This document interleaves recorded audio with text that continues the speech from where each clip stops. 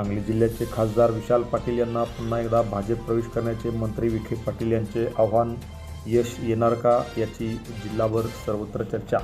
सांगली जिल्ह्याचे खासदार विशाल पाटील यांनी भाजपात प्रवेश करावा असे आवाहन जलसंपदा मंत्री राधाकृष्णन विखे पाटील यांनी मिरज तालुक्यातील एका कार्यक्रमात केले।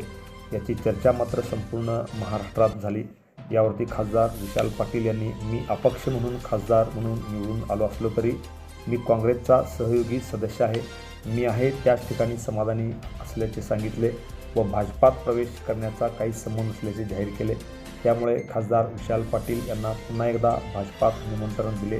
त्याची चर्चा मात्र रंगू लागलेली आहे। यापूर्वीही अनेक नेत्यांनी प्रवेशाचे आवाहन केले होते, मात्र त्याला विशाल पाटील यांनी दाद दिली नाही। पालकमंत्री चंद्रकांतदादा पाटील यांनीही त्यांना भाजपात प्रवेश करण्याचे निमंत्रण दिले होते, मात्र खासदार पाटील यांनी त्याला प्रतिसाद दिला नव्हता।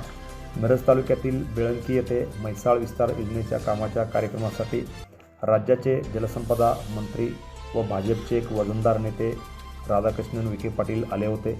यावेळी स्टेजवरती सांगलीचे खासदार या कार्यक्रमासाठी उपस्थित होते।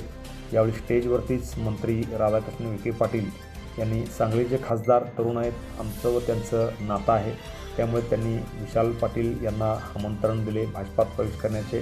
त्यावर खासदार पाटील यांनी त्यांचे आमंत्रण स्वीकारले नाही, आपण आहे तिथे समाधानी असल्याचे सांगितले। त्यामुळे खासदार विशाल पाटील यांनी वारंवार भाजपा प्रवेशाचे आमंत्रण देऊन सांगली जिल्हा पूर्णपणे भाजपमय करण्याची भाजपची रणनीती आतापासूनच सुरू आहे। त्याला यश येणार का याची चर्चा मात्र सांगली जिल्ह्यासह संपूर्ण महाराष्ट्रामध्ये सुरू आहे। Press the bell icon on the YouTube and never miss another update.